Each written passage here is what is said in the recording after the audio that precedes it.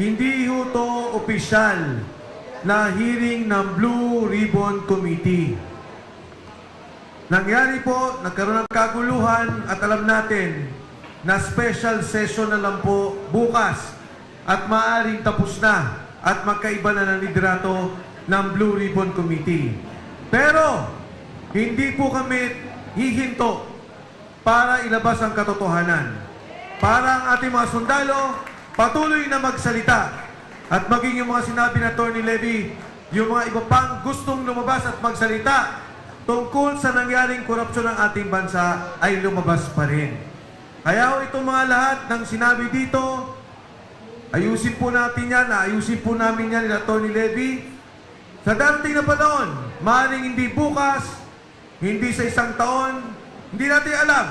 Pero sigurado tayo, may mananagot sa nangyaring nakawan sa ating bansa. At doon po sa mga, alam ko, mainit ang ating damdamin na kumilos, alam ko ang inyong nararamdaman. Gawin pa rin ho natin ang pagkilos. Huwag tayong manghina dahil tayo ang nasa katotohanan. Tayo ang nasa tama.